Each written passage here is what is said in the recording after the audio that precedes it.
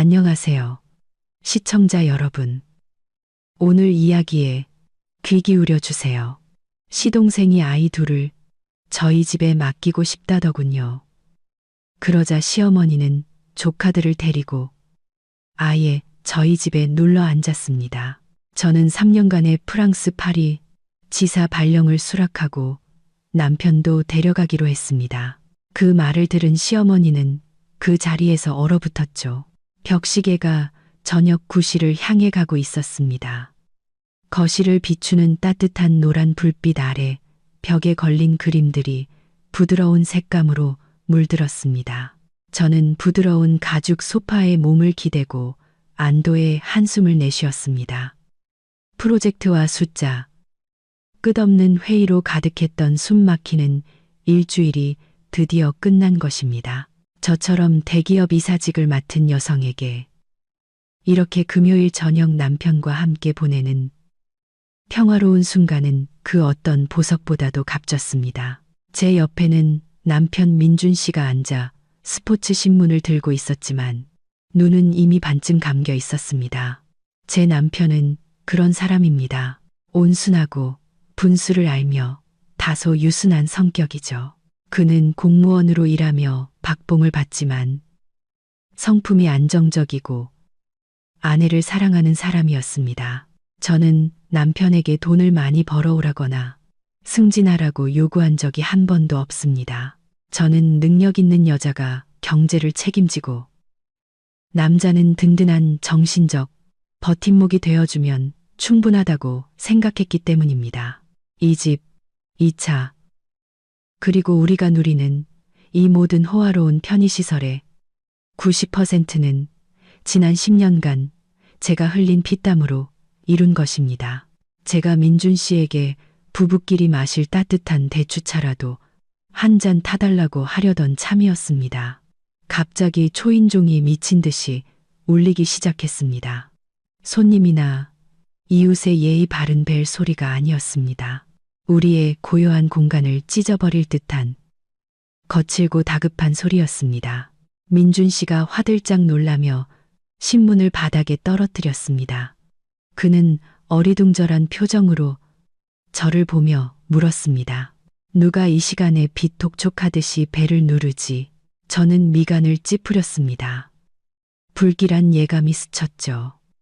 저는 남편에게 가만히 있으라는 신호를 보내고 자리에서 일어나 문으로 향했습니다. 묵직한 참나무 문을 열자마자 제 눈앞에 펼쳐진 광경에 저는 할 말을 잃고 말았습니다. 문 앞에는 시어머니인 최 여사님과 시동생 태식 씨의 두 아들이 서 있었습니다.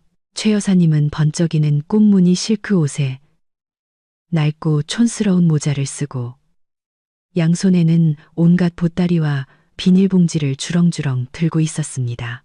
시어머니의 두 손자, 10살짜리 큰애와 7살짜리 작은애는 꾀죄죄한 얼굴에 흐트러진 옷차림으로 마치 보물창고를 발견한 듯 우리 집 안을 빤히 쳐다보고 있었습니다.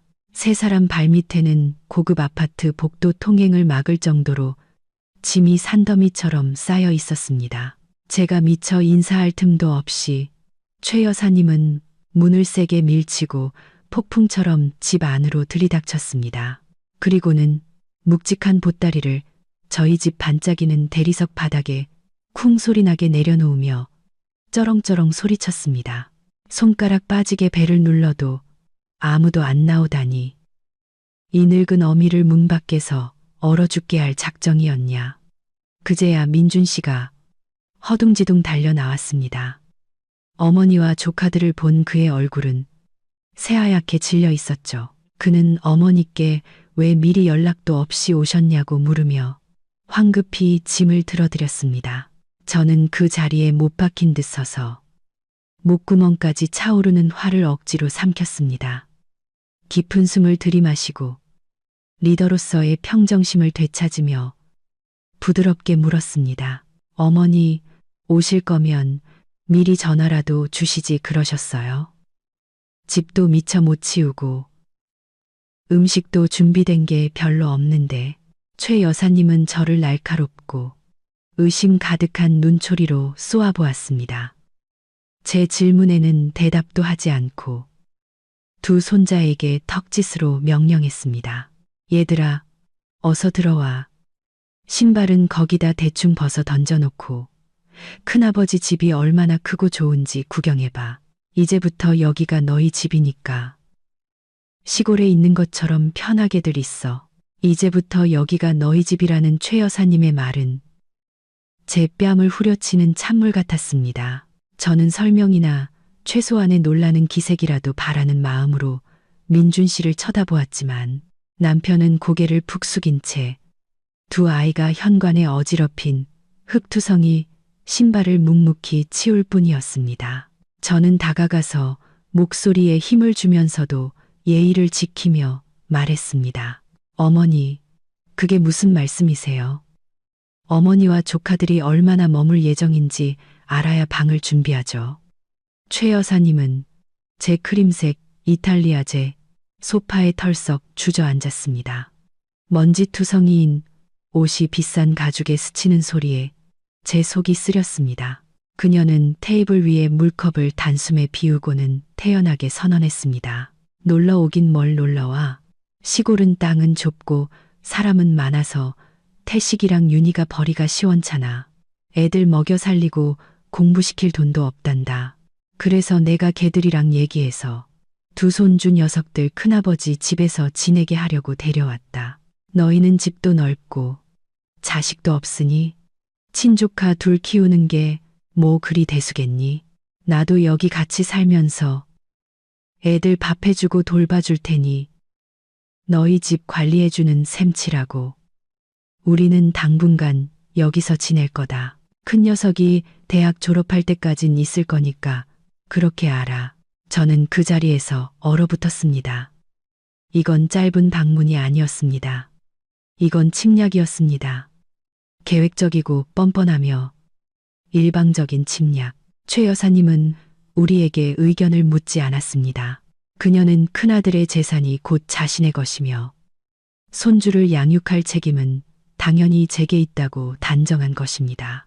제 해외 출장 기념품들이 노인 장식장을 마구 만지며 뛰어다니기 시작하는 두 아이와 어머니의 위세에 눌려 벽구석에 숨은 남편을 보니 제 평화로운 날들이 이 순간부로 끝났음을 직감했습니다. 집안 공기는 숨막힐 듯 무거워졌습니다. 최 여사님이 가져온 비닐봉지들에서 풍기는 땀 냄새와 오래된 음식 냄새가 제가 늘 피워두던 은은한 레몬그라스 향을 압도하기 시작했습니다. 시동생 태식 씨의 두 아들, 큰애 민수와 작은애 준수는 그야말로 혼돈의 화신이었습니다. 낯선 집에 왔을 때 지켜야 할 최소한의 예의범절조차 배운 적이 없는 아이들이었습니다. 하물며 이곳은 시골의 닭장 같은 집보다 수천 배는 화려한 큰아버지의 집이었으니 오죽할까요? 민수는 시커먼 맨발로 벨벳으로 만든 스툴 위로 뛰어올랐습니다. 아이는 마치 키즈카페의 트램펄린에서 놀듯 펄쩍펄쩍 뛰며 시끄럽게 소리를 질렀습니다. 저는 부드러운 벨벳 원단에 찍힌 지우기 힘든 얼룩을 보며 속이 상했습니다. 민수야, 당장 내려와. 제가 단호한 목소리로 말했습니다. 의자는 앉는 거지. 뛰는 게 아니야. 발도 더러우니 화장실 가서 손발부터 씻고 오렴. 아이는 잠시 멈칫했지만 곧바로 최 여사님이 아이를 감싸고 돌았습니다. 어머, 애한테 뭘 그렇게 소리를 질러? 애가 활발해서 좀 그럴 수도 있지. 의자가 뭐 대수라고 계란 다루듯 아끼고 그래? 더러워지면 이따 닦으면 그만이야. 할머니의 비호를 받자 민수는 더욱 기세등등해졌습니다. 내려오기는 커녕 동생까지 불러 함께 뛰기 시작했습니다. 준수는 제가 소중히 여기는 기념품들이 진열된 TV, 장식장을 탐험하는데 여념이 없었습니다. 저는 지끈거리는 관자놀이를 누르며 애원과 분노가 섞인 눈으로 민준 씨를 바라보았습니다. 여보, 어머니랑 조카들 화장실로 데려가서 씻고 옷 갈아입게 좀 해줘요. 온 집안이 더러워지겠어요. 민준 씨가 네, 네 하며 조카들을 달래러 다가서는 순간 쨍그랑 귀를 찢는 소리가 울려 퍼졌고 방 안은 죽음 같은 정적에 휩싸였습니다. 제가 돌아보니 대리석 바닥 위에는 옥색 빛깔의 고풍스러운 도자기 파편이 흩어져 있었습니다. 그건 평범한 도자기가 아니었습니다. 우리의 5주년 결혼기념일 선물로 제가 자선 경매에서 어렵게 낙찰받은 것이었습니다. 가격만 해도 500만 원이 넘었지만 물질적 가치를 넘어 이 가정을 향한 제 사랑과 노력의 상징이었습니다. 준수는 새파랗게 질린 얼굴로 손발을 벌벌 떨며 서 있었습니다. 높은 선반에 있던 자동차 모형을 꺼내려다 그만 도자기를 밀쳐버린 것이었죠. 심장이 샜는 듯했고 피가 얼굴로 쏠렸습니다. 저는 빠르게 다가가 억눌린 목소리로 말했습니다. 세상에, 내 도자기. 준수야, 왜 이렇게 장난을 친 거야? 아이는 겁에 질려 와락 울음을 터뜨렸습니다. 그러자 최 여사님이 달려왔습니다. 사과하거나 깨진 물건의 가치를 살피려는 게 아니었습니다. 그녀는 금쪽 같은 손자를 와락 껴안으며 등을 토닥였습니다. 아이고, 내 새끼 괜찮니? 유리 조각에 손이라도 베었어? 우리 강아지 많이 놀랐지. 그러고는 제게 휙 돌아서며 살기등등한 눈으로 쏘아붙였습니다. 너는 물건 아까운 생각밖에 안 드니? 애가 뭘 안다고 그래. 귀한 물건이면 잘 치워뒀어야지. 누가 애 손 닿는 데다 그렇게 허술하게 두래. 집 정리도 제대로 못 해놓고 애만 놀라게 하고 있잖아. 저는 눈앞의 여자를 보며 망연자실했습니다. 그녀의 논리는 실로 경이로울 정도였습니다. 사고를 친 가해자는 위로받고 피해자는 죄인이 되는 세상이라니. 민준 씨는 고개를 숙인 채 우물쭈물 말했습니다. 여보, 어머니 말씀이 맞아. 다음부턴 우리가 더 높은 곳에 두자. 준수가 일부러 그런 건 아니잖아. 남편의 말은 마지막 남은 이성의 끈을 끊어버렸습니다. 분노보다 더 큰 실망감이 밀려왔습니다. 그는 아내를 편들지도 조카를 훈계하지도 못하고 그저 비겁하게 상황을 무마하려 할 뿐이었습니다. 저는 더 이상 아무 말도 하지 않고 조용히 빗자루와 쓰레받기를 가져왔습니다. 날카로운 파편 조각들을 쓸어 담는 동안 시댁에 대한 제 존중심도 산산조각 나는 것 같았습니다. 제가 청소하는 동안에도 최 여사님은 계속해서 제가 돈만 아는 속물이라느니 핏줄보다 물건을 중시한다느니 중얼거리며 욕을 했습니다. 저는 모든 말을 듣고 속으로 사겼습니다.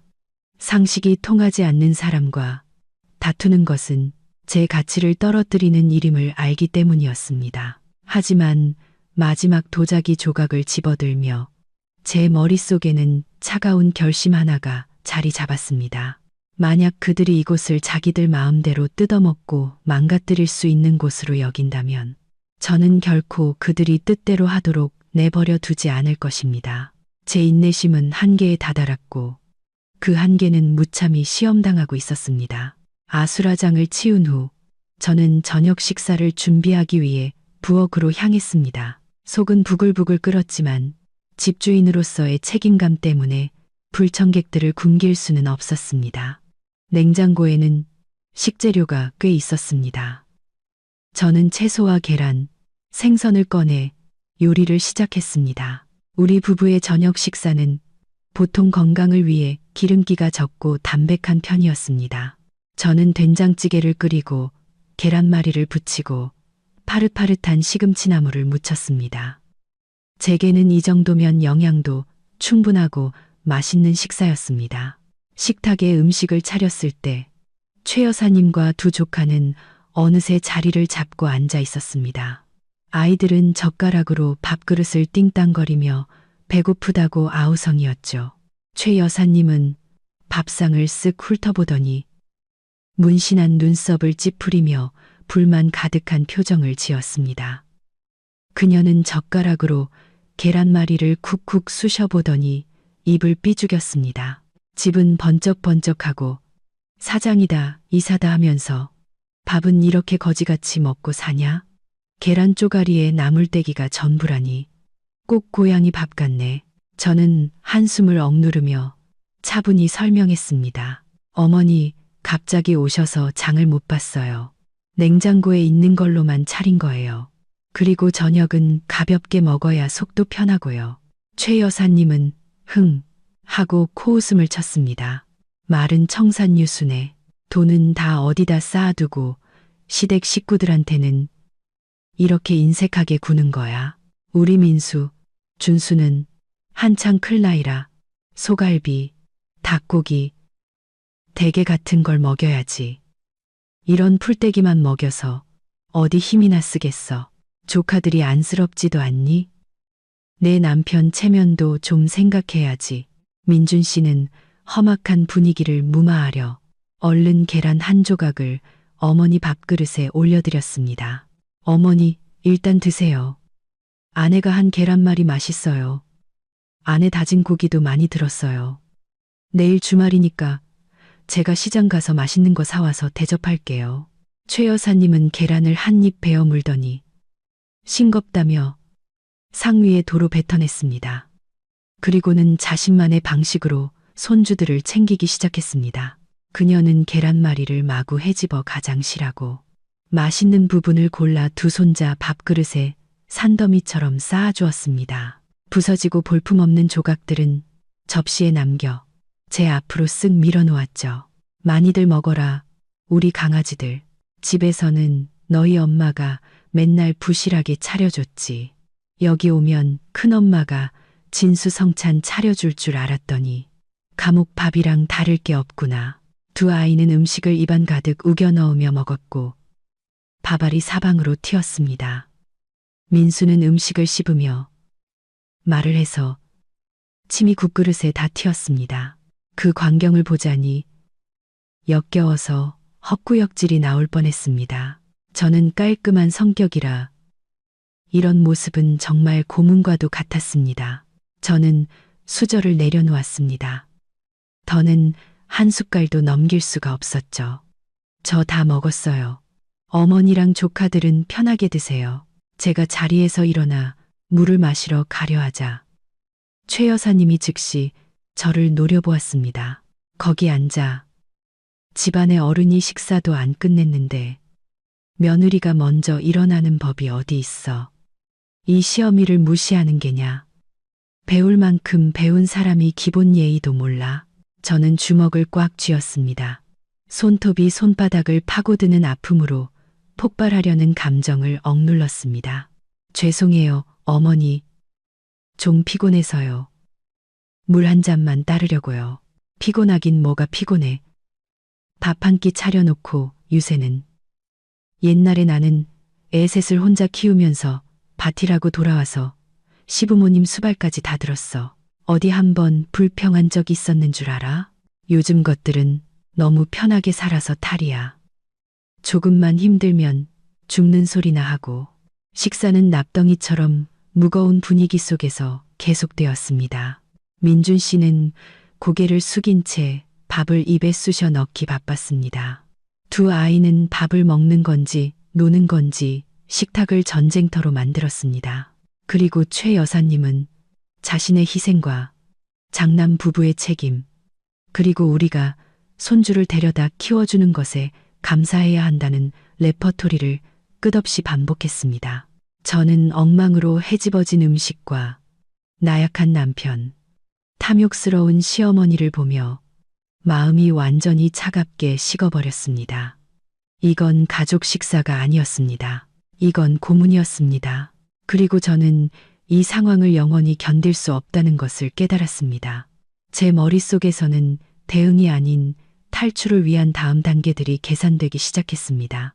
끔찍한 저녁 식사 후 저는 세 사람이 남긴 전쟁터를 치우느라 1시간을 꼬박 써야 했습니다. 민준 씨가 설거지를 도우려 했지만 최 여사님이 불러 세워 방에서 등과 다리를 주무르라고 시키며 시골 이야기를 늘어놓았습니다. 저는 부엌에 홀로 남아 시어머니의 호탕한 웃음소리와 아이들의 고함 소리에 머리가 윙윙 울리는 것을 느꼈습니다. 그날 밤 저는 세 사람을 손님 방에 재웠습니다. 그 방은 안방만큼 넓지는 않았지만 편의시설이 완벽하게 갖춰져 있고 푹신한 침구와 시원한 에어컨도 있었습니다. 하지만 최 여사님은 방이 답답하고 시골집처럼 탁 트이지 않았다며 불평하더니 우리 부부 침실에 와서 같이 자겠다며 억지를 부렸습니다. 저는 부부만의 공간이 필요하고 밤늦게까지 일해야 한다는 이유를 대며 단호하게 거절해야 했습니다. 그러자 그녀는 마지못해 물러났지만 얼굴은 잔뜩 부어 있었습니다. 새벽 2시쯤 온 집안이 잠든 시간, 저는 목이 말라 잠에서 깼습니다. 조심스럽게 방을 나와 거실을 지나는데 최 여사님의 방문이 살짝 열려 있고 그 사이로 희미한 불빛이 새어 나왔습니다. 불길한 예감이 들었습니다. 제 서재 겸 화장대 방에서 달그락거리는 소리가 들려왔습니다. 잠들기 전 분명히 닫아두었던 문이었습니다.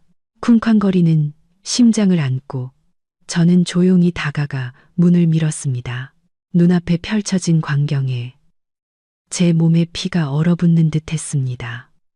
창문으로 들어오는 희미한 가로등 불빛 아래 준수가 제 화장대 앞에 서 있었습니다. 아이의 손에는 제가 금쪽같이 아끼는 샤넬 노5 향수병이 들려 있었습니다. 외국 파트너가 선물해준 귀한 것이었죠.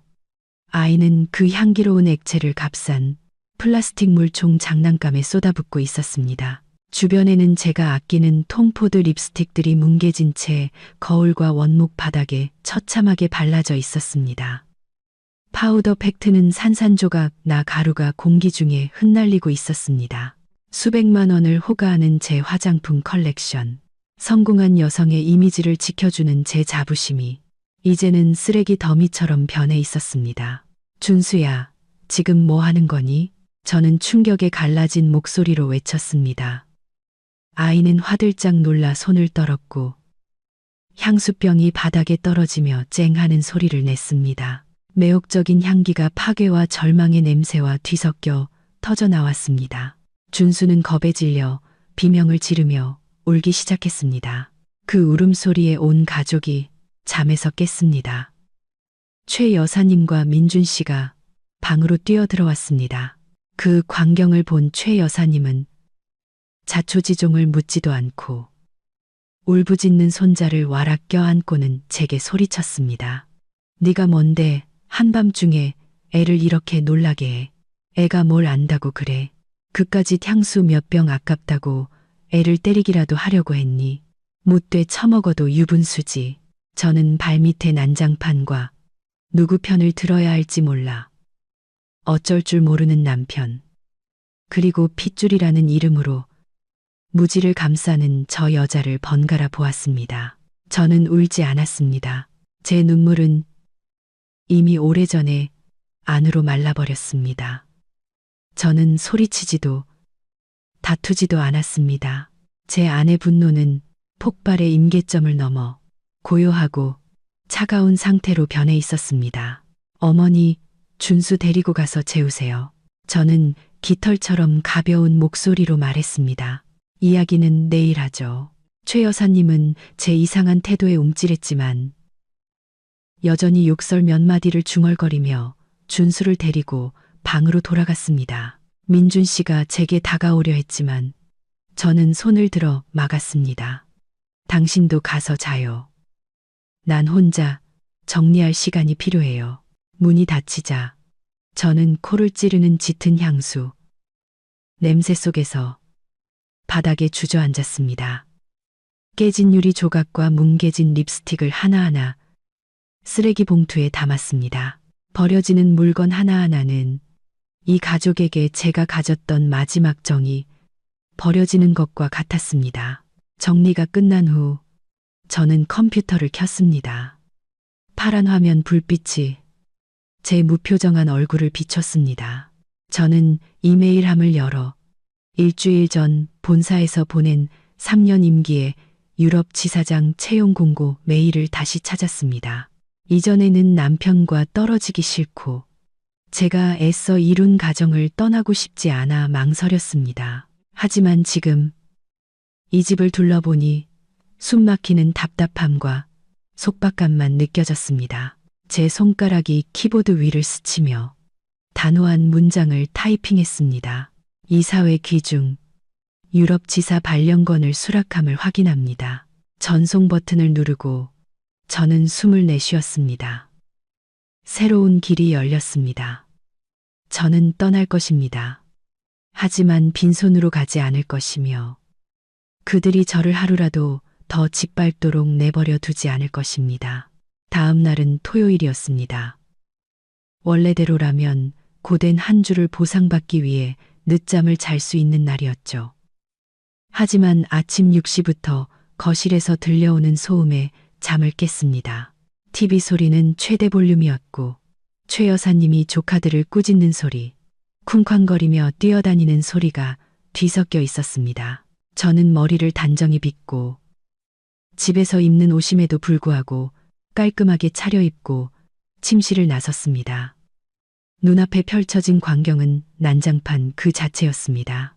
쓰레기통이 바로 옆에 있는데도 과자 봉지와 우유팩이 바닥에 뒹굴고 있었습니다. 최 여사님은 소파 테이블에 다리를 올린 채 TV를 보며 이쑤시개를 쑤시고 있었습니다.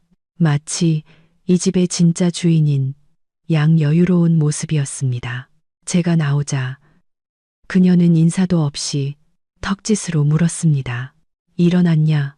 아침은 뭐 먹냐? 애들이 배고파 죽겠단다. 빨리 좀 차려봐. 갈비찜 해라. 갈비찜. 민수가 갈비찜 먹고 싶대.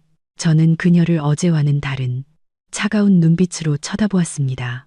대답 없이 곧장 부엌으로 들어갔습니다. 부엌에서 저는 식빵 2조각을 바삭하게 굽고 계란 프라이 2개를 부치고 블랙커피 1잔을 내렸습니다. 제 아침 식사였죠. 민준 씨를 위해 똑같이 한 세트를 더 만들었습니다. 당연히 갈비찜은 없었고 세 사람 묵도 없었습니다.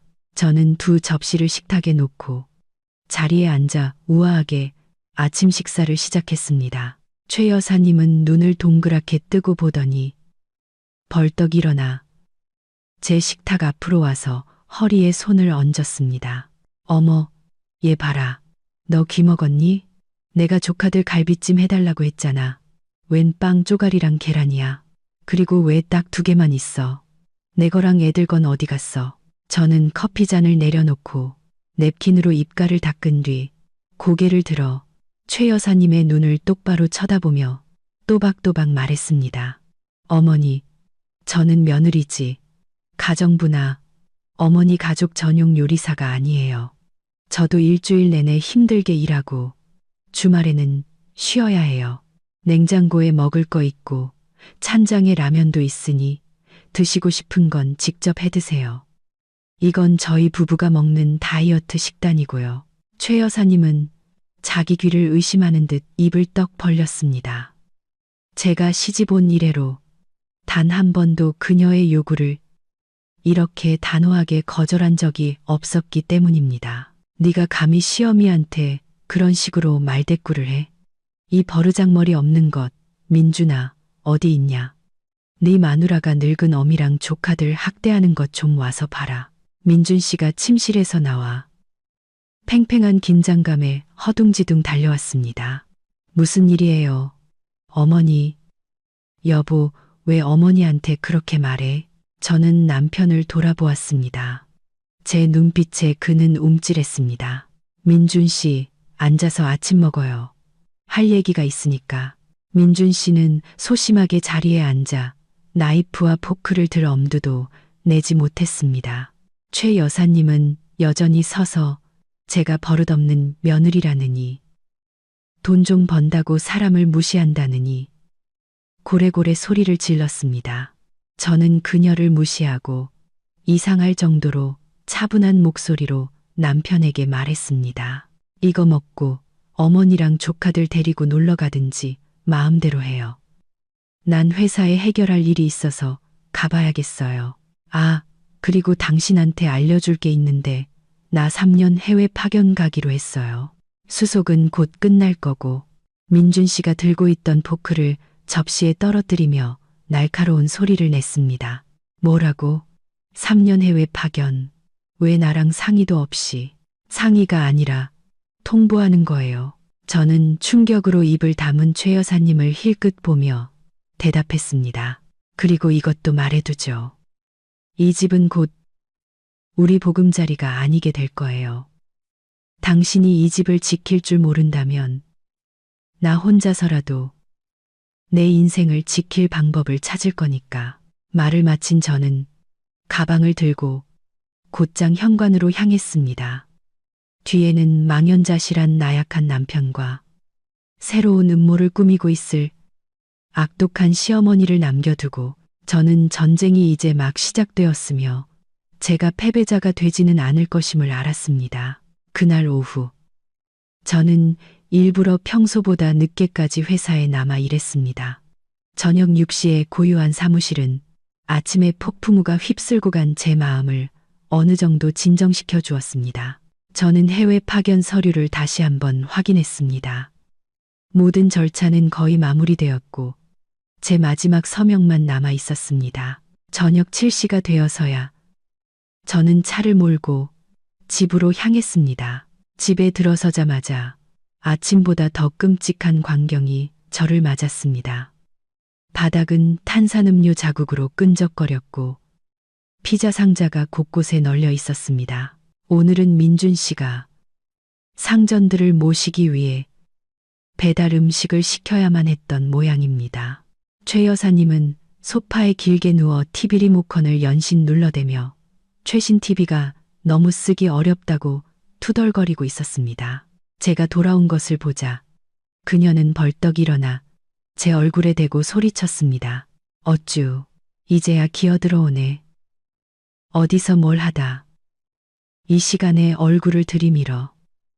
이 집 식구들 다 굶겨 죽일 작정이었어? 저는 재킷을 벗어 옷장에 깔끔하게 걸며 차갑게 대답했습니다. 일하고 왔어요. 놀다 온 게 아니고요. 어머니도 손발 있으시고 조카들도 다 컸는데 왜 직접 해 드실 생각은 안 하세요? 시골에서 누가 시중 들어주던 버릇을 아직 못 버리셨나 봐요. 뭐라고? 최 여사님은 얼굴이 시뻘개져서 소리쳤습니다. 내가 네 시어미야. 넌 나한테 밥 차려주고 물 떠다 바칠 의무가 있어. 네가 민준이랑 결혼했으면 이 집 식구인 거고 시댁 식구들 전부를 모셔야 하는 거라고. 저는 쓴 웃음을 터뜨렸습니다. 정말이지 기어오를 대로 기어오른다는 말이 딱 맞았습니다. 지난 몇 년간의 제 인내가 그녀에게 자신의 권력에 대한 환상을 심어준 모양이었습니다. 어머니, 똑똑히 들으세요. 저는 그녀에게 다가가 눈을 똑바로 쳐다보았습니다. 저는 민준 씨와 결혼해서 그의 아내가 된 거지 시댁 전체의 가정부가 되려고 온 게 아니에요. 제가 어머니를 존중하는 건 어머니가 제 남편을 낳아주신 분이기 때문이에요. 하지만 존중은 쌍방이어야죠. 어머니는 여기 얹혀 살면서 생활비 한 푼 안 보태고 온갖 요구에 집안 물건까지 부수고 계시잖아요. 솔직히 말해서 제 인내심에도 한계가 있어요. 최 여사님은 입을 떡 벌렸습니다. 순종적이던 며느리가 이렇게 대드는 것은 처음 겪는 일이었죠. 그녀가 제 머리채를 잡으려고 달려들자 민준 씨가 부엌에서 뛰쳐나와 막아섰습니다. 어머니, 진정하세요. 여보도 좀 그만해. 당신은 조용히 해. 제가 소리치자 민준 씨는 화들짝 놀랐습니다. 이 집 꼴 좀 봐요. 이게 사람 사는 집이에요. 돼지우리예요? 당신 아내 꼴은 또 어떻고요? 이게 아내예요? 하녀예요? 제발 나약하게 굴지 좀 말아요. 당신이 조카들을 훈계하지 못하고 어머니를 설득하지 못한다면 내가 할게요. 저는 최 여사님을 향해 또렷하게 선언했습니다. 오늘부터 저는 밥도 안 하고 청소도 안 하고 어머니와 조카들을 위해 단 한 푼도 쓰지 않을 거예요. 각자 먹을 건 각자 해결하고 어지른 건 어지른 사람이 치우세요. 만약 이렇게 못 살겠다 싶으시면 조카들 데리고 시골로 내려가세요. 그 말을 들은 최 여사님은 바닥에 벌러덩 드러누워 발버둥치며 울부짖기 시작했습니다. 아이고, 세상 사람들. 며느리가 시어미를 길바닥으로 내쫓는 것 좀 보세요. 내가 이 고생해서 아들 키워놨더니 이런 못돼 처먹은 것을 데려와서 나를 이렇게 학대하네. 하늘이 무심치 않지. 저는 그 싸구려 연극을 보며 기가 찼습니다. 저는 그녀를 넘어 곧장 침실로 들어가 문을 잠갔습니다. 밖에서 울부짖는 소리와 욕설이 들렸지만 저는 헤드폰을 끼고 잔잔한 음악을 틀고는 짐을 싸기 시작했습니다. 이 싸움이 이제 시작에 불과하다는 것을 알았습니다. 일요일 아침, 저는 끊임없이 울리는 전화벨 소리에 잠을 깼습니다. 화면에는 시골에 계신 친정어머니의 번호가 떠 있었습니다. 불길한 예감에 속이 타들어갔습니다. 저희 어머니는 웬만하면 이른 아침에 딸에게 전화하는 분이 아니셨습니다. 여보세요, 엄마. 전화기 너머로 어머니의 목소리가 걱정으로 떨리고 있었습니다. 서연아, 지금 뭐 하고 있니? 시댁에 무슨 일 있는 거야? 오늘 아침 일찍 내 시어머니가 전화를 해서는 내가 시어미를 내쫓고 조카들을 굶기고 아주 천벌 받을 짓을 하고 있다고 난리를 치더라. 온 동네방네 소문내서 우리 집안 망신 다 시키겠다고 협박까지 했어. 저는 이를 악물고 전화기를 꽉 쥐었습니다. 최 여사님은 정말 수단이 좋았습니다. 저를 직접 굴복시킬 수 없으니 제 약점인 가족의 명예를 공격한 것입니다. 그녀는 여론과 부모님의 걱정을 이용해 저를 굴복시키려 했습니다. 엄마, 그분 말 신경 쓰지 마. 저는 어머니를 안심시키기 위해 애써 차분한 목소리를 유지했습니다. 악마 같은 조카 둘 데리고 와서 집안을 쑥대밭으로 만들어 놓고 자기를 여왕처럼 모시라고 하잖아. 그래서 그냥 내 생각을 솔직하게 말했을 뿐이야. 누구 쫓아낸 적 없어. 엄마, 나 믿지? 내가 알아서 할 수 있어. 너무 걱정해서 건강 해치지 마. 어머니는 한숨을 쉬셨습니다. 그래도 네가 좀 지혜롭게 대처해야지. 집안 망신은 결국 네 망신이야. 남들이 비웃게 만들지 말고 네 시어머니가 저렇게 소문을 내니 여기 친척들 사이에서도 말이 많아. 네, 아빠는 속상해서 아침밥도 안 드셨다. 어머니의 말을 듣자 가슴이 미어졌습니다. 평생을 조용하고 바르게 살아오신 부모님이 시댁 일 때문에 이런 수모를 겪게 되다니 제 안의 분노가 그 어느 때보다 거세게 타올랐습니다. 최 여사님은 제 마지막 금기, 제 친정을 건드린 것입니다. 저는 전화를 끊고 재빨리 옷을 갈아입고 거실로 나갔습니다. 최 여사님은 마치 큰 승리라도 거둔 듯 의기양양한 표정으로 해바라기 씨를 까먹고 있었습니다. 저를 보더니 그녀는 비웃으며 말했습니다. 꼴 좋다. 내 친정어미가 전화해서 호되게 꾸짖더냐. 내가 말했지. 분수도 모르고 까불면 내 집안 전체가 망신당할 거라고. 저는 그녀에게 다가가 불타는 눈빛으로 노려보며 얼음장처럼 차가운 목소리로 말했습니다. 대단하시네요. 저희 부모님을 이용해서 저를 압박하면 제가 무서워할 줄 아셨어요. 큰 착각하셨네요. 저는 떳떳하게 살아왔고 잘못한 게 없으니 누구의 손가락질도 두렵지 않아요. 어머니야말로 계속 소문내고 다니세요. 나중에 진실이 밝혀졌을 때 누가 얼굴을 들고 다니지 못하게 될지 한번 보자고요. 그러고는 저는 구석에 움츠리고 앉아있는 민준 씨를 향해 돌아섰습니다. 당신도 어머니가 우리 부모님께 전화해서 행패 부린 거 알고 있었죠? 왜 막지 않았어요? 당신 어머니가 사돈댁을 모욕하는데 가만히 보고만 있었냐고요. 민준 씨는 우물쭈물했습니다. 내가 내가 말렸는데 어머니가 듣지를 않으셨어. 당신도 어머니 성격 알잖아. 변명하지 마요. 저는 그의 말을 잘랐습니다. 당신 정말 무능력하네요. 분명히 말해두겠는데 이게 마지막 경고예요. 만약 어머니가 우리 부모님을 한 번만 더 괴롭히면 나도 더는 가만히 있지 않을 거예요.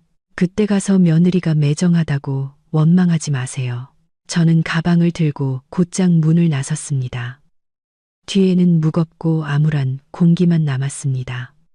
저는 회사에 가는 것이 아니었습니다. 변호사를 만나러 가는 길이었습니다. 다음 단계를 위한 법적 준비가 필요했습니다. 저는 더 이상 그들이 제 인생을 멋대로 주무르도록 내버려 두지 않을 것입니다. 그날 저녁, 저는 집에 들어가지 않았습니다. 친한 친구와 저녁을 먹으며 스트레스를 풀고 밤 10시가 넘어서야 카페에서 나왔습니다. 집에 도착하니 민준 씨가 초상집 같은 얼굴로 거실에서 저를 기다리고 있었습니다. 최 여사님과 아이들은 방에 숨었는지 보이지 않았습니다. 민준 씨는 저를 보자마자 서둘러 일어나 따뜻한 물 한 잔을 건넸습니다. 왔어? 따뜻한 물이라도 마셔. 저는 컵을 받았지만 마시지 않고 테이블에 내려놓았습니다. 저는 그의 맞은편에 앉아 한때 사랑하고 믿었던 남자의 눈을 깊이 들여다보았습니다. 할 말 있으면 빨리 해요. 나 피곤하니까. 민준 씨는 한참을 망설이다가 겨우 입을 열었습니다. 서연아, 어머니가 잘못한 거 알아. 내가 어머니랑 얘기했어. 조카들 데리고 시골로 내려가시라고. 생활비는 내가 매달 보내드리겠다고. 근데 어머니가 절대 안 된대. 시골은 지금 살기 힘들고 태식이는 빚더미에 앉아서 사채업자들이 맨날 찾아온다고. 그래서 조카들 데리고 여기로 피신 온 거래. 어머니도 마음고생이 심하신 거야. 저는 냉소했습니다. 마음고생하는 사람이 여왕처럼 군림하면서 며느리를 이렇게 괴롭혀요. 당신은 어머니랑 동생이 불쌍하죠. 그럼 당신 아내는요? 당신 아내가 오늘날까지 오기 위해 지난 10년간 얼마나 고생했는지 알기나 해요? 아니면 내 돈은 그냥 땅 파면 나오는 돈인 줄 알아요? 알아. 다 알아. 민준 씨가 제 손을 잡았습니다. 그래도 우리 어머니고 내 동생이잖아. 지금 어머니를 돌려보내면 내가 불효자가 되는 거야. 당신이 조금만 참아주면 안 될까? 이 힘든 시기만 넘기면 당신 해외 파견도 가지 말고 여기 남아서 나 좀 도와줘. 저는 그의 손을 뿌리쳤습니다. 실망감이 온몸을 덮었습니다. 이 순간까지도 그는 제게 참으라고 말하고 있었습니다. 참으라는 그 말이 지난 10년간의 제 결혼 생활을 짓눌러 왔고 이제는 마지막 한 방울이 되었습니다. 민준 씨, 사람의 인내심에는 한계가 있어요. 난 충분히 참았어요. 나더러 남아서 도와달라고요. 어떻게? 내 돈으로 당신 동생 도박 빚 갚아주면서, 아니면 집에서 당신 어머니랑 그 버릇없는 조카들 시중이나 들면서. 저는 책장으로 가 본사에서 받은 해외 파견 확정서를 꺼내왔습니다.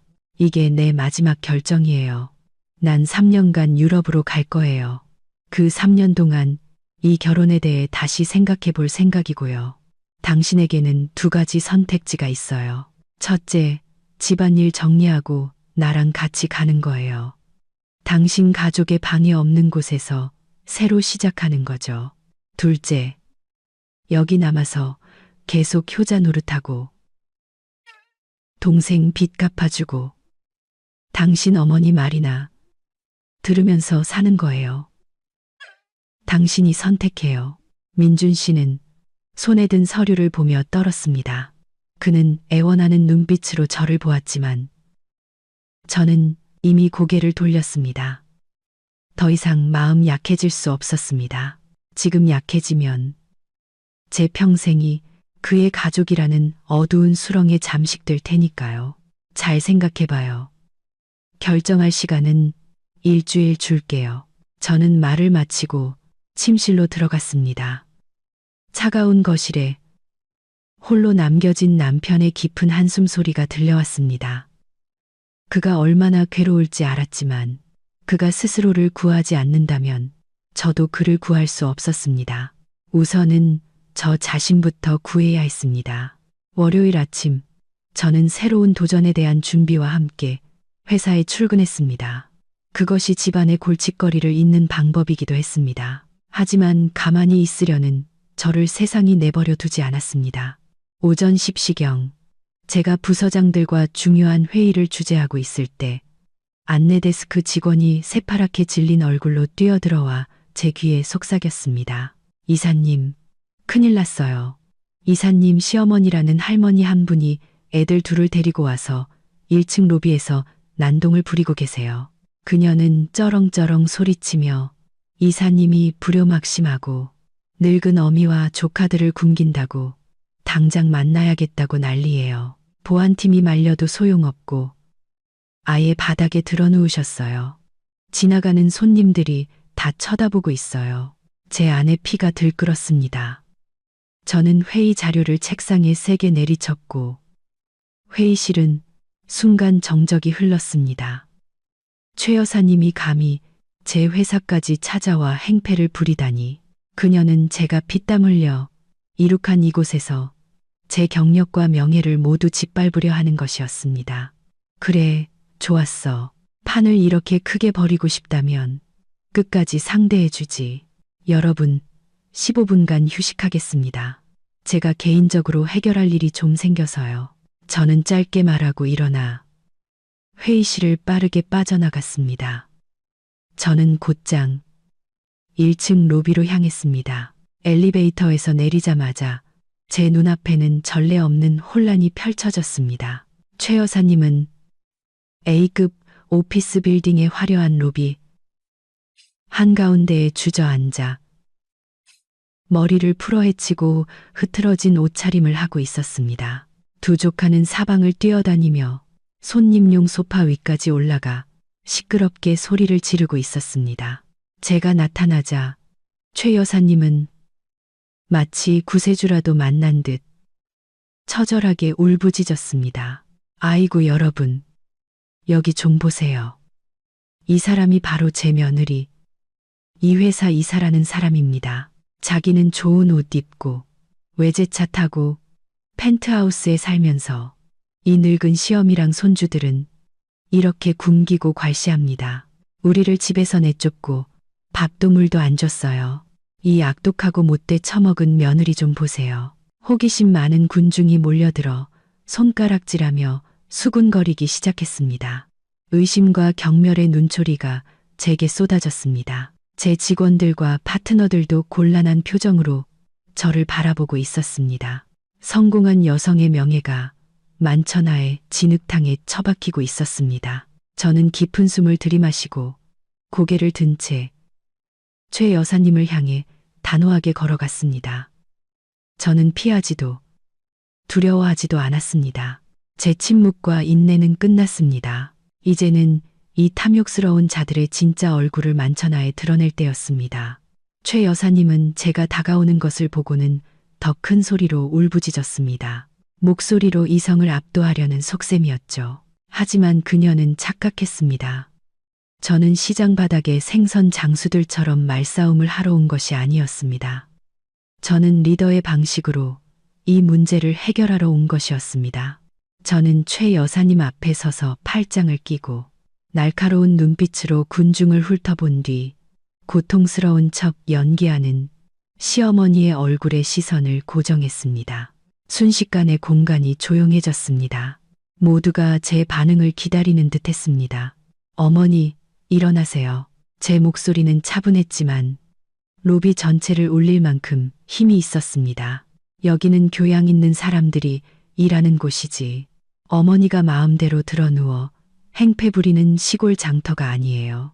이렇게 하시는 건 제 얼굴에 먹칠하는 것뿐만 아니라 어머니 스스로의 품위를 떨어뜨리는 행동이에요. 최 여사님은 잠시 멍하니 있다가 다시 울부짖기 시작했습니다. 안 일어나. 내가 나를 이 꼴로 만들어 놓고 감히 나를 가르치려 들어? 내 조카들이 배고파서 얼굴이 파래진 거 안 보이냐? 네가 큰엄마면서 마음이 아프지도 않아? 여러분, 이 여자가 돈이 썩어 넘치면서도 시댁 식구들한테는 밥 한 그릇도 아까워하는 사람이에요. 저는 냉소하며 옆에 어쩔 줄 몰라 서 있던 보안 팀장에게 말했습니다. 팀장님, 죄송하지만 저희 집 317 CCTV 영상을 좀 틀어주시겠어요? 제가 지금 접속 코드를 보내드릴게요. 로비에 있는 저 큰 화면으로 틀어서 제가 어떻게 시어머니를 굶겼는지 모두가 진실을 볼 수 있도록 해주세요. CCTV라는 말에 최 여사님은 화들짝 놀랐습니다. 울음소리가 목구멍에서 컥하고 막혔죠. 그녀는 우리 집이 곳곳에 카메라가 설치된 스마트 홈이라는 사실을 잊고 있었던 겁니다. 저는 계속해서 모두가 들을 수 있도록 큰 소리로 말했습니다. 여러분, 진실을 알고 싶으시죠? 좋습니다. 제가 말씀드리죠. 제 시어머니는 아무런 예고도 없이 두 손자를 데리고 저희 집에 얹혀 살러 오셨습니다. 저는 그럼에도 불구하고 맛있는 음식으로 정성껏 대접했습니다. 하지만 어머니는 제가 만든 음식이 고양이 밥 같다며 사내 진미를 요구하셨습니다. 조카들은 제 500만 원짜리 도자기를 깨뜨리고 수백만 원어치 화장품을 망가뜨렸습니다.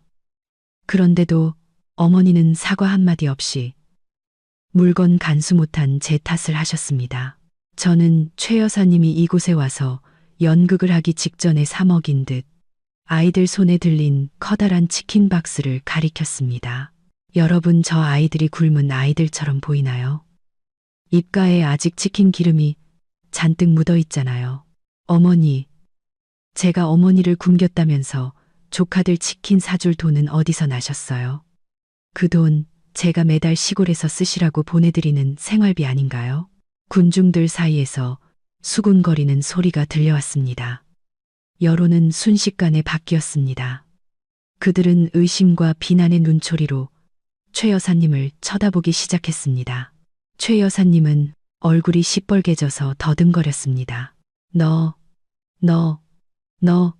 날 모함하는 거야. 그건 민준이가 준 돈이야. 민준 씨 돈이요. 저는 크게 웃었습니다. 민준 씨 월급이 얼마인지 아세요? 그 월급으로 어머니께 생활비 드리고 태식 씨 빚 갚아주고 나면 본인 용돈은 기름값, 밥값 하기도 빠듯해요. 어머니는 그 돈으로 비단 옷 사 입고 택시 타고 여기까지 와서 난동 부릴 여유가 있으셨군요. 이 집에 있는 모든 것, 이쑤시개 하나부터 자동차까지 전부 제가 피땀 흘려 번 돈으로 산 거예요. 저는 지난 10년간 집안의 평화를 위해 참고 또 참았어요. 하지만 오늘 어머니가 저를 막다른 길로 몰았으니 저도 더는 누구의 체면도 차려줄 필요가 없겠네요. 저는 최 여사님에게 더 가까이 다가가 그녀만 들을 수 있도록 차갑게 속삭였습니다. 저 다 알아요. 시동생이 도박빚 때문에 사채업자들한테 쫓기니까 애들 핑계대고 여기로 도망 온 거잖아요. 제 집을 어린이집 겸 채무도피처로 만들 생각이었어요. 똑똑히 들으세요. 저는 시동생이 사채를 쓴 증거를 전부 가지고 있어요. 여기서 1분이라도 더 행패 부리면 바로 경찰 불에서 해결할 거예요. 그때는 이 며느리가 인정사정 없다고 원망하지 마세요. 경찰과 사채업자라는 말에 최 여사님은 핏기 하나 없이 얼굴이 하얗게 질렸습니다. 그녀는 허둥지둥 일어나 옷을 털고 멍하니 서 있는 두 손자의 손을 잡아 끌었습니다. 너 두고 봐. 내가 집에 가서 민준이한테 다 이를 거야. 가자. 세 사람은 군중의 비웃음과 보안 요원들의 경멸적인 시선을 받으며 꽁무니를 빼고 사라졌습니다. 저는 회전문을 통해 사라지는 그들의 뒷모습을 보며 통쾌함보다는 무거운 책임감을 느꼈습니다.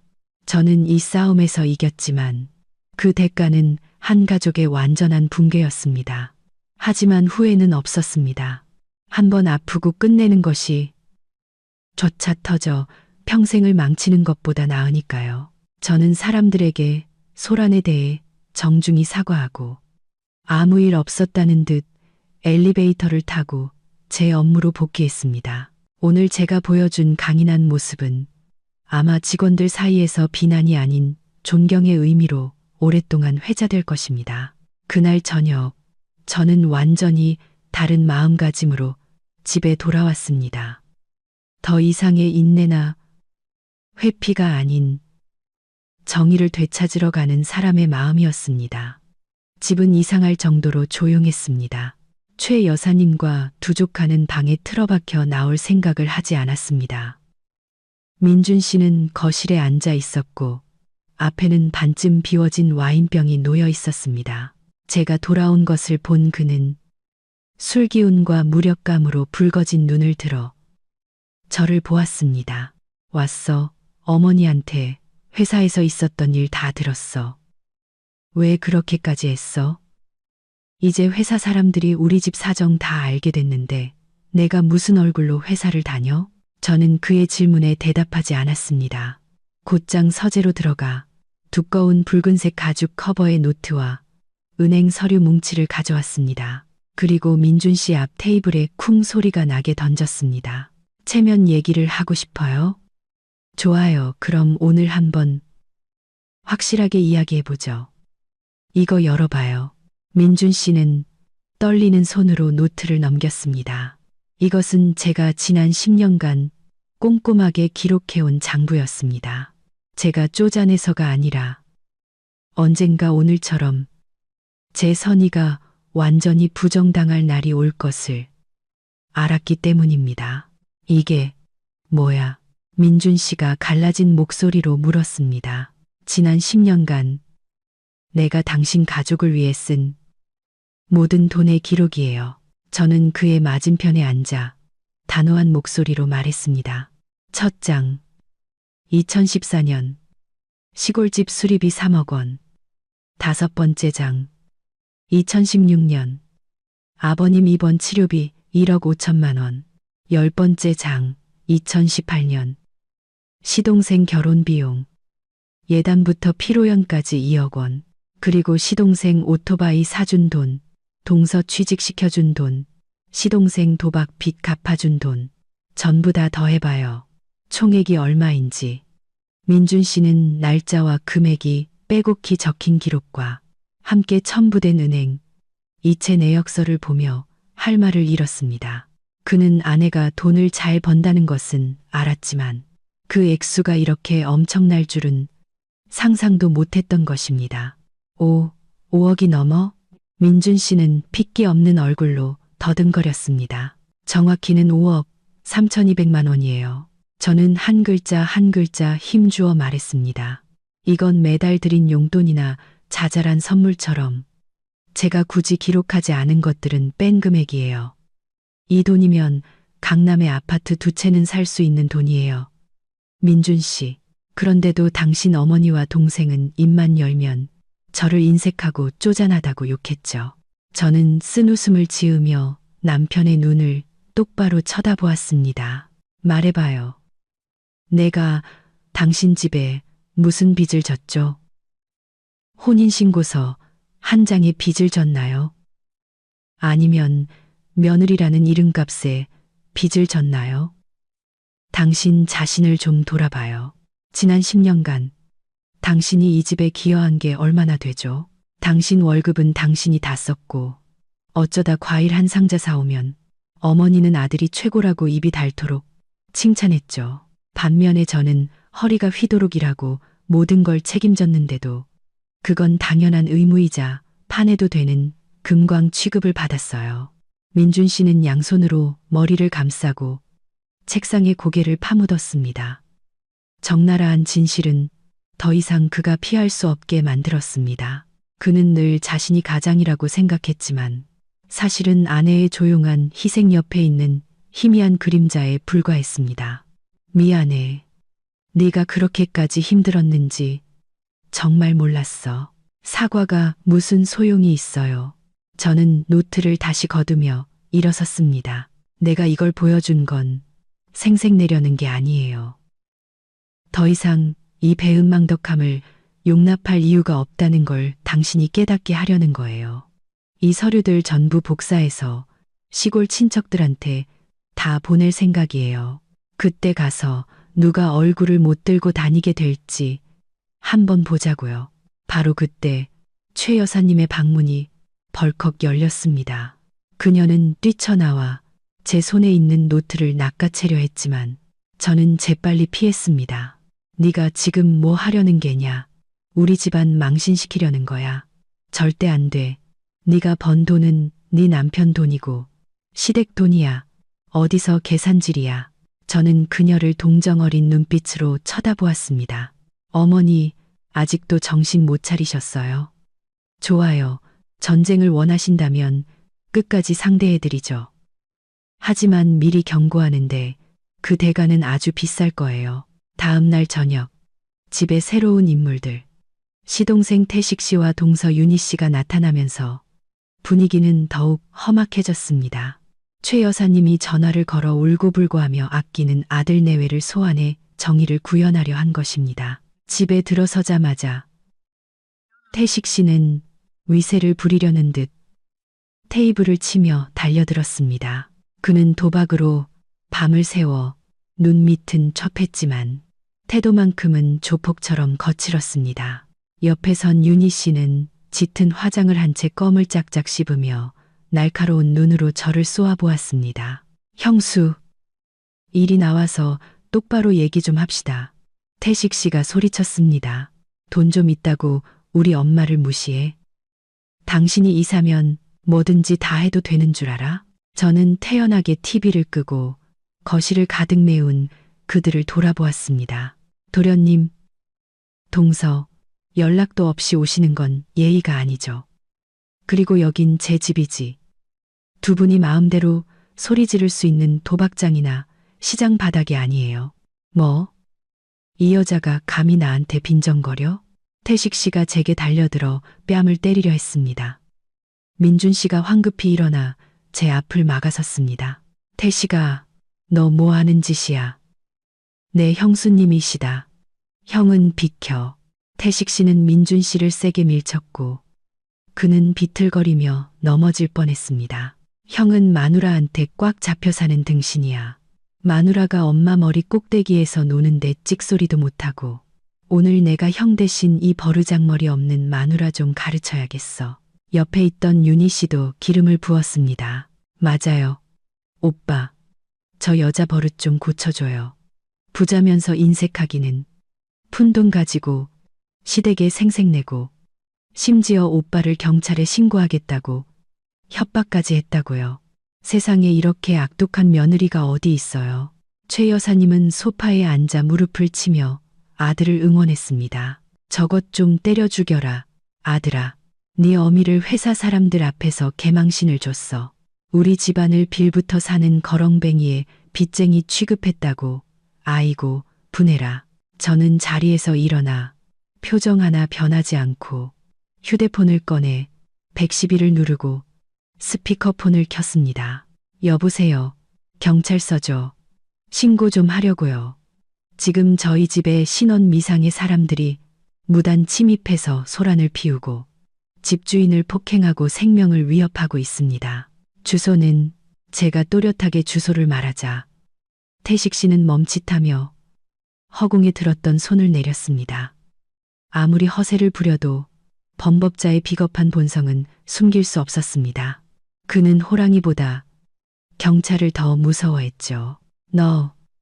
너 진짜 경찰 불렀어. 태식 씨가 더듬거렸습니다. 못할 이유라도 있나요? 저는 전화를 끊는 척하며 그를 똑바로 쳐다보았습니다. 당신 지금 사채업자들한테 쫓기고 있죠. 경찰이 와서 신원 조회하다가 당신이 채무불이행자의 도박 전과까지 있는 거 드러나면 어디로 가게 될 것 같아요? 경찰서 아니면 교도소. 윤희 씨는 남편이 위기에 처하자 얼굴이 하얗게 질려 황급히 태식 씨의 옷소매를 잡아당겼습니다. 오빠. 참아. 저 여자 미쳤어. 진짜로 할 사람이야. 저는 차갑게 웃었습니다. 동서도 너무 안심하지 마세요. 동서가 어떤 사람인지도 다 아니까. 맘카페 같은 데서 익명으로 온갖 헛소문 퍼뜨리면서 내 욕하고 다녔죠. 그 행복한 육아맘, 가을바람 닉네임. 다 동서인 거 모를 줄 알았어요. 증거는 전부 캡처해뒀어요. 요즘 온라인 명예훼손죄 처벌이 얼마나 무서운지 알아요. 감옥 갈 수도 있어요. 시댁 식구 3명은 그 자리에 얼어붙었습니다. 제가 그들의 모든 행동을 손바닥 보듯 꿰뚫고 있을 줄은 상상도 못했을 겁니다. 처음에 기세는 바람 빠진 풍선처럼 사그라들었습니다. 나가. 저는 문을 가리키며 3사람이 깜짝 놀랄 만큼 큰 소리로 외쳤습니다. 당장 내 집에서 꺼져요. 당신들 얼굴 1초도 더 보고 싶지 않으니까. 민준 씨, 당신이 이 가정을 지키고 싶다면 뭘 해야 할지 알겠죠? 민준 씨는 양쪽의 압박 속에서 어쩔 줄 몰라 했습니다. 마침내 그는 어머니와 동생을 향해 지친 목소리로 말했습니다. 어머니, 도련님, 그만하고 돌아가세요. 시골로 내려가시면 제가 나중에 연락드릴게요. 최 여사님은 분에 차서 욕설을 중얼거리며 자식들을 이끌고 문 밖으로 나갔습니다.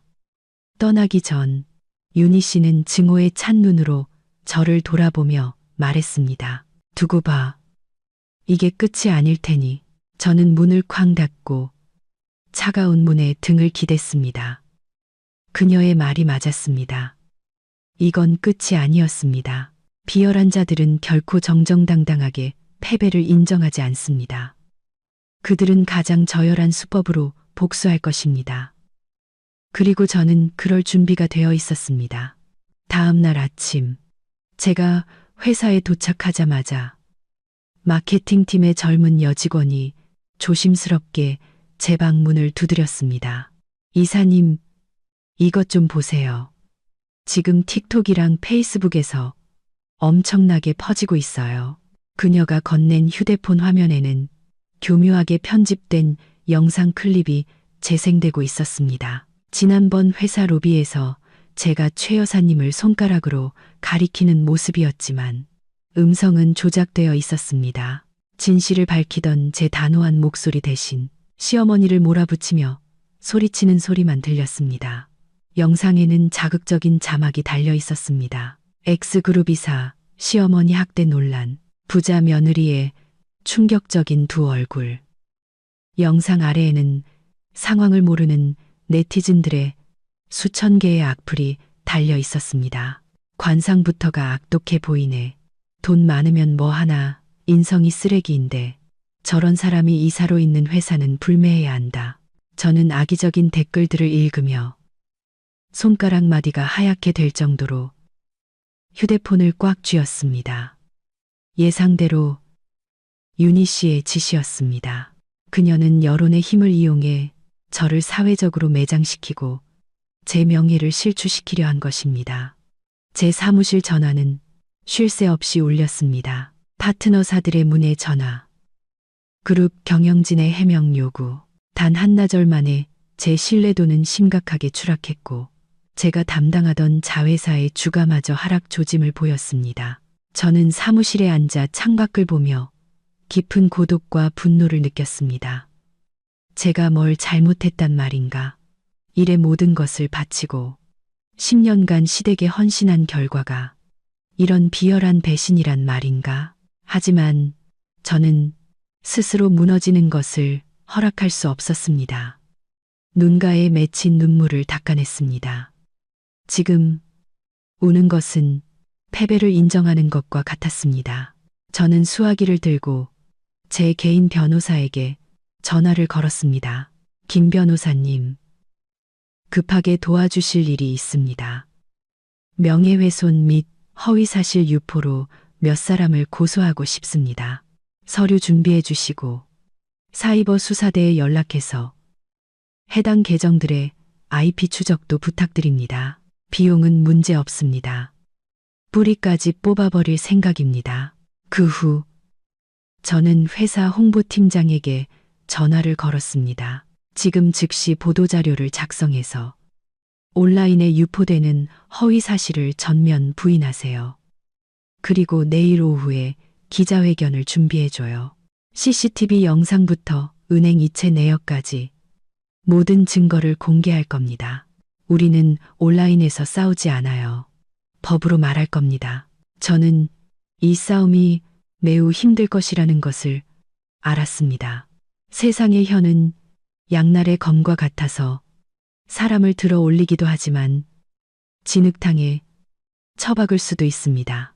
하지만 저는 진실을 믿었고 바람을 심은 자는 반드시 폭풍을 거두리라 믿었습니다. 결정적인 반격을 위해 저는 변호사뿐만 아니라 더 확실한 증거가 필요했습니다. 시댁이 숨기고 있는 어두운 비밀들.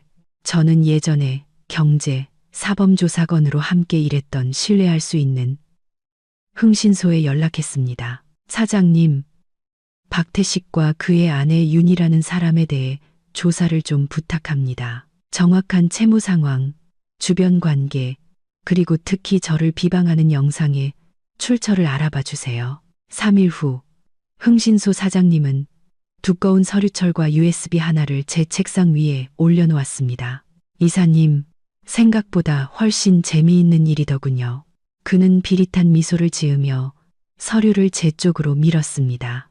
박태식은 그냥 도박 빚이 아니에요. 시골에서 큰 개에 손을 댔다가 거의 20억 원을 날렸더군요. 지금은 해골파라는 조폭들한테 쫓기는 신세입니다. 애들 교육 핑계로 서울 올라온 건 빚독촉 피하고 이사님한테 돈 뜯어내서 이자라도 막아보려는 속셈이었고요. 저는 서류를 넘기며 도박장에서 눈이 뒤집힌 채 앉아있는 태식 씨의 사진을 보았습니다. 그럼 동서는요. 그 여자도 만만치 않아요. 그는 다른 사진 뭉치를 가리켰습니다. 옆 동네 전당포 주인이랑 바람이 났더군요. 이사님한테 돈 뜯어내려고 소문 퍼뜨리는 작전도 그놈이 짜준 거고요. 그리고 더 충격적인 사실이 하나 더 있습니다. 그는 잠시 망설이다가 말을 이었습니다. 박태식에게 숨겨둔 자식이 있습니다. 3살 정도 된 아이인데 애 엄마는 동네 다방 여자더군요. 아내인 윤희 씨는 이 사실을 전혀 모르고 있고요. 저는 할 말을 잃었습니다. 제 시댁은 역겨운 비밀과 거짓으로 가득 찬 개미굴과도 같았습니다. 태식 씨는 아내를 속이고 윤희 씨는 남편을 속이고 부부는 어머니를 속이고 그들 모두가 합심해서 저를 속였습니다. 고맙습니다. 사장님. 정말 수고 많으셨어요. 저는 차갑게 미소 지었습니다. 이 증거들이라면 그들을 감옥에 보내고 가정을 풍비박산 내기에 충분했습니다. 저는 USB를 컴퓨터에 꽂고 녹음 파일과 협박 메시지들을 확인했습니다. 제 머릿속에는 완벽한 계획이 그려졌습니다. 저는 제 명예를 회복하는 것뿐만 아니라 그들에게 인과응보가 무엇인지 똑똑히 보여줄 것이었습니다. 그들의 위선적인 가면을 만천하에 벗겨내어 다시는 고개조차 들지 못하게 만들 것이었습니다.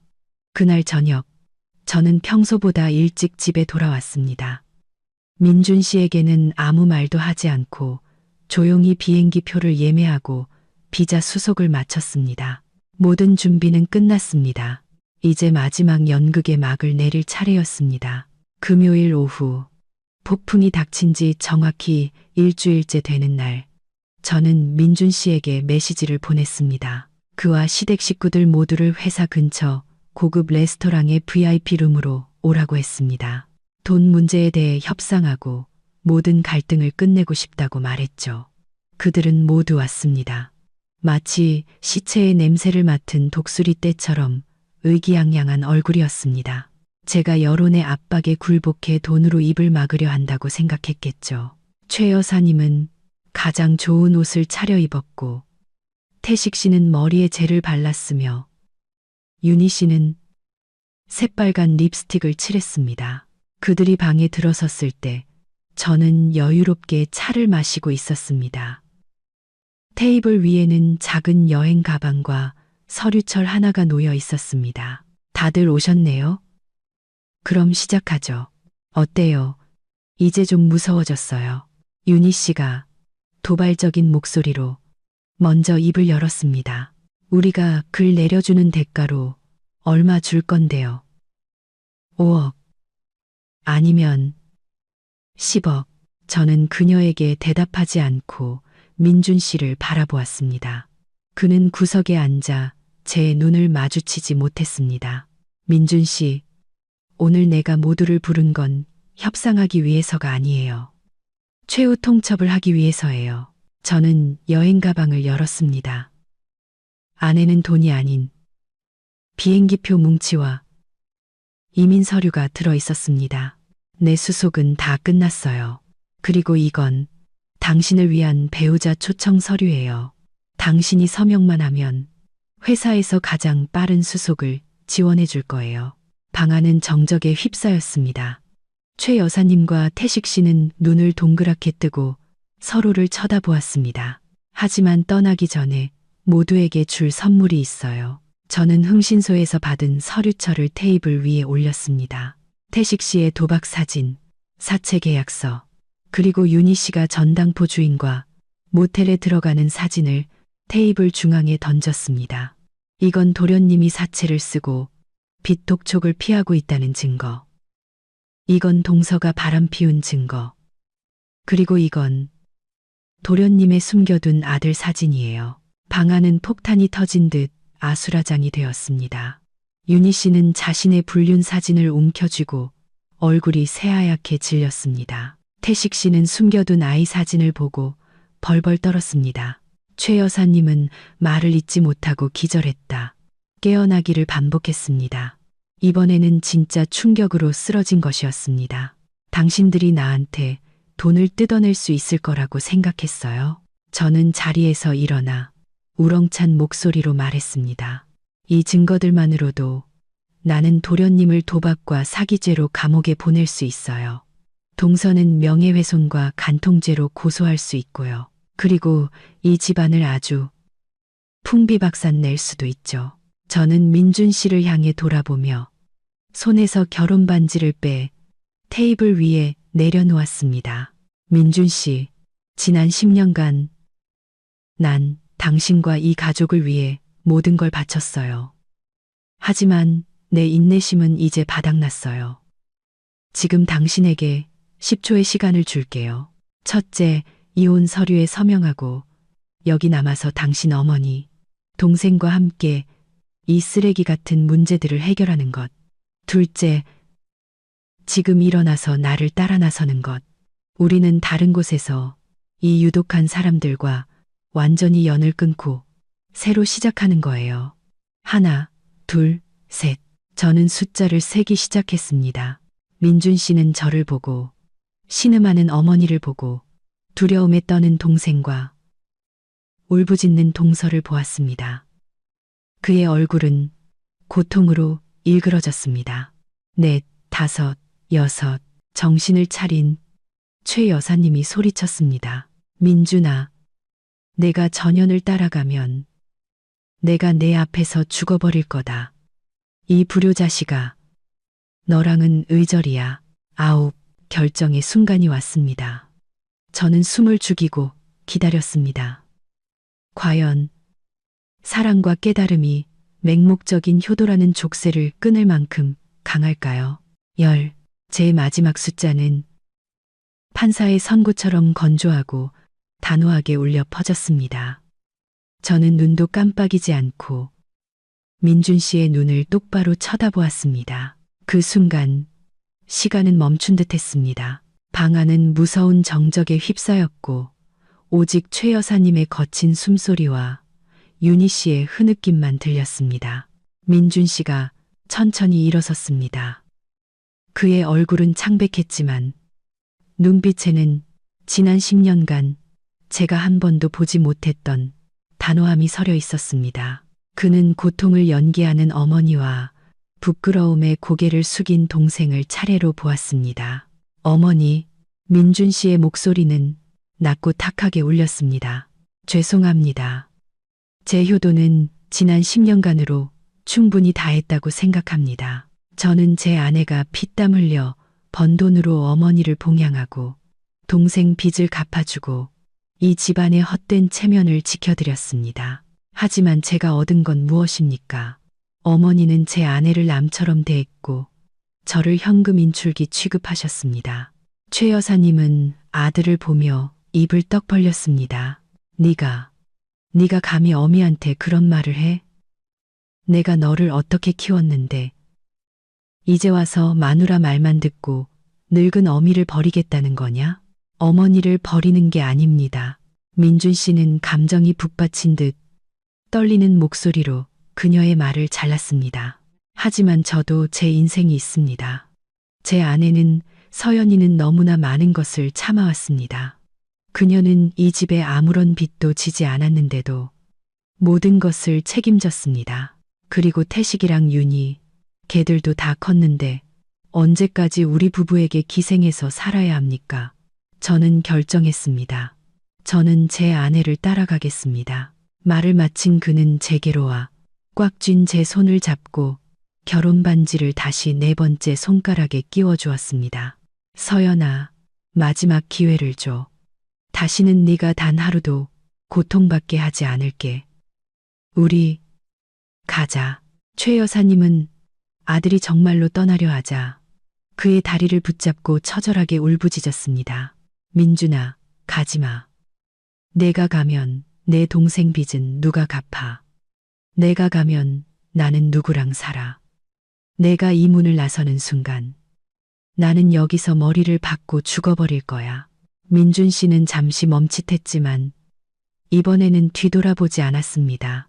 그는 최 여사님의 손을 떼어내고 차갑지만 슬픔이 묻어나는 목소리로 말했습니다. 어머니, 이제 죽음으로 저를 협박하지 마세요. 정말 저를 사랑하셨다면 저를 이렇게 막다른 길로 몰지 않으셨을 겁니다. 동생 빚은 동생이 알아서 갚아야죠. 다 컸으니 책임질 줄도 알아야 합니다. 어머니께는 계속 생활비를 보내드리겠지만 더는 함께 살지 않겠습니다. 그는 말을 마치고 제 손을 이끌어 문 밖으로 나섰습니다.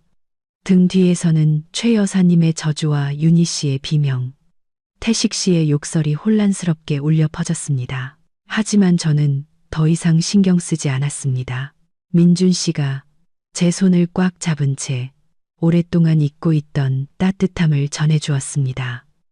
우리는 레스토랑을 나와 거짓과 계산으로 가득했던 과거를 뒤로했습니다.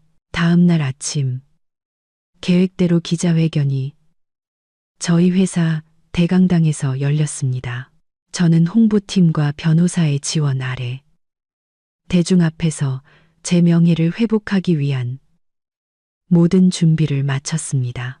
제가 연단에 오르자 수많은 카메라 플래시가 터졌습니다.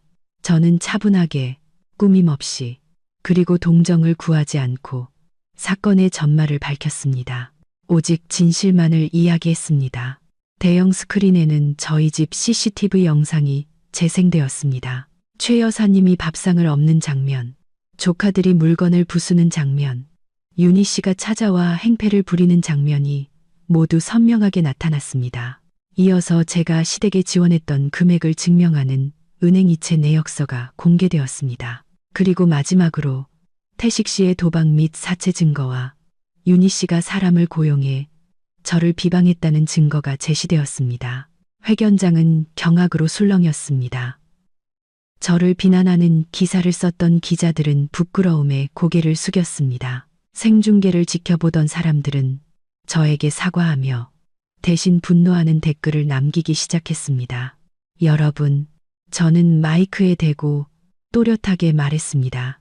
제가 이렇게까지 하는 것은 누구를 파멸시키기 위함이 아니라 저 자신과 제 가족의 명예를 지키기 위함입니다.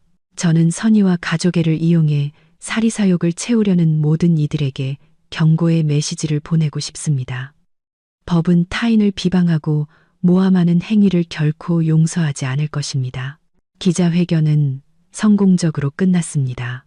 회사 주가는 다시 상한가를 기록했고 제 명예는 완전히 회복되었습니다. 하지만 더 중요한 것은 최 여사님과 그 자식들이 쌓아 올린 탐욕의 제국이 무너졌다는 사실이었습니다.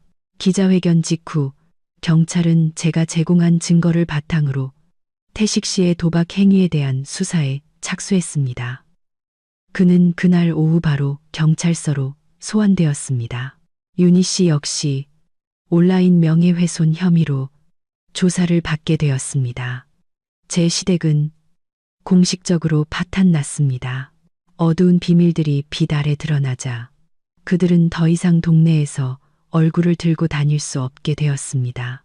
최 여사님은 후회해서가 아니라 재산을 잃고 망신을 당한 것에 대한 충격으로 완전히 무너졌습니다. 인과응보는 생각보다 빨리 찾아왔습니다. 진실이 밝혀진 지 이틀 만에 사채업자들이 최 여사님 모자가 머물던 월세방까지 들이닥쳤습니다. 태식 씨는 시골뿐만 아니라 서울에서도 여러 조직에 돈을 빌렸던 것입니다. 대기업 이사의 동생이라는 명함을 팔아 쉽게 돈을 빌렸던 거죠. 온몸에 문신을 한 남자들이 골목을 막고 소리를 지르며 비톡촉 전단지를 사방에 붙였습니다. 최 여사님은 공포에 질려 혈압이 치솟아 응급실에 실려갔습니다. 태식 씨는 쥐새끼처럼 숨어 다니며 나타나지 않았습니다. 엎친 데 덮친 격으로 태식 씨에게 숨겨둔 자식이 있다는 사실이 알려지자 윤희 씨는 이성을 잃었습니다. 그녀는 내연녀를 찾아가 머리채를 잡고 싸웠고 경찰서에서는 태식 씨와 서로를 핥히며 싸웠습니다. 윤희 씨는 이혼을 요구하며 재산 분할을 외쳤지만 사실 그들에게는 빚더미 외에 아무것도 없었습니다. 시골의 친척과 이웃들은 모두 그들을 손가락질하며 외면했습니다. 예전에 최 여사님에게 부자 며느리를 둬서 복받았다고 말하던 사람들은 이제 탐욕이 과하면 망한다며 비웃었습니다. 시골집 대문에는 돌멩이가 날아들고 험한 욕설이 낙서되었습니다. 민준 씨는 시골에서 온 소식을 듣고 침울해했습니다. 그는 어머니 빚이라도 갚아주려 했지만 제가 말렸습니다. 지금 그들을 돕는 건 구하는 게 아니라 망치는 거예요. 스스로 저지른 일에 책임을 지게 하세요. 그게 그들이 성장하기 위해 필요한 교훈이에요. 민준 씨는 고개를 끄덕였습니다. 그는 최 여사님의 병원비만 겨우 내주고 시골 땅이라도 팔아서 빚을 갚고 조용히 살라는 메시지를 전했습니다. 그것이 그가 할 수 있는 마지막 정이었습니다. 최 여사님의 가족은 뿔뿔이 흩어졌습니다. 그녀는 이웃의 냉대 속에서 홀로 시골집으로 돌아갔습니다. 태식 씨는 교도소에 수감되었고 윤희 씨는 평생의 원한을 품고 아이를 데리고 친정으로 돌아갔습니다. 탐욕과 거짓의 대가는 너무나 컸지만 그들이 받아 마땅한 것이었습니다. 출국 전 마지막 며칠, 저와 민준 씨는 삶을 정리하는데 시간을 보냈습니다. 우리는 차를 팔고 아파트는 부동산에 맡겨 임대를 주기로 했습니다. 기념품과 가족 사진들은 상자에 담아 저희 친정으로 보냈습니다. 민준 씨는 많이 변했습니다. 더 이상 예전처럼 나약하거나 소심하지 않았습니다. 그는 서류 작업부터 짐 싸는 일까지 모든 것을 주도적으로 처리했습니다. 어느 날 저녁 함께 책장을 정리하던 그가 갑자기 뒤에서 저를 껴안았습니다. 서연아, 고마워. 내 손을 놓지 않아줘서. 너의 그 단호함이 없었다면 난 아마 평생 그 수렁에서 허우적거렸을 거야. 그곳에 가서는 내가 정말 새로 시작할게. 무슨 일이든 해서 너와 함께 새로운 삶을 만들 거야. 다시는 너 혼자 모든 짐을 짊어지게 하지 않을게. 저는 몸을 돌려 남편의 눈을 보며 행복하게 미소 지었습니다. 이 사람이 바로 제가 10년 전 사랑하고 선택했던 남자였습니다. 믿어요. 우린 할 수 있을 거예요. 출국 하루 전, 저희는 친정 부모님을 뵈러 갔습니다. 부모님은 따뜻한 송별 저녁상을 차려주셨습니다. 말수가 적으신 아버지는 사위에게 술 한 잔을 가득 따라주시며 말씀하셨습니다. 이제 우리 딸을 자네에게 맡기네. 낯선 땅에서는 서로 의지하며 살아야 하네. 과거는 잊어버리고 앞으로 어떻게 사느냐가 중요한 거야. 민준 씨는 술잔을 단숨에 비우고 장인 장모님께 고개를 숙였습니다. 죄송합니다. 아버님, 어머님. 그동안 서연이 마음고생시키고 집안의 걱정을 끼쳐드렸습니다. 남은 평생 서연이에게 갚으며 살겠습니다. 그 모습을 보니 제 마음이 가벼워졌습니다. 모든 분노와 슬픔이 사라지는 듯 했습니다. 떠나기로 한 제 결정이 완전히 옳았음을 깨달았습니다. 화창한 어느 날 인천국제공항. 저희는 짐수레를 밀며 체크인 카운터로 향했습니다. 시댁 식구들의 눈물겨운 배웅도 돈을 요구하는 성가신 전화도 없었습니다. 오직 저희 부모님과 몇몇 친한 친구들만이 나와주었습니다. 수속을 마치고 출국장 앞에 서서 저는 익숙한 풍경을 마지막으로 돌아보았습니다. 서울은 여전히 시끄럽고 분주했지만 제게는 이상하리만치 평화롭게 느껴졌습니다. 저는 명예와 지위, 그리고 피는 물보다 진하다는 굴레 속에서 겪었던 모든 고통을 뒤로하고 있었습니다. 민준 씨가 제 손을 꼭 잡으며 가볍게 힘을 주었습니다. 준비됐어. 저는 환하게 웃으며 고개를 끄덕였습니다. 오래전부터 준비됐어요.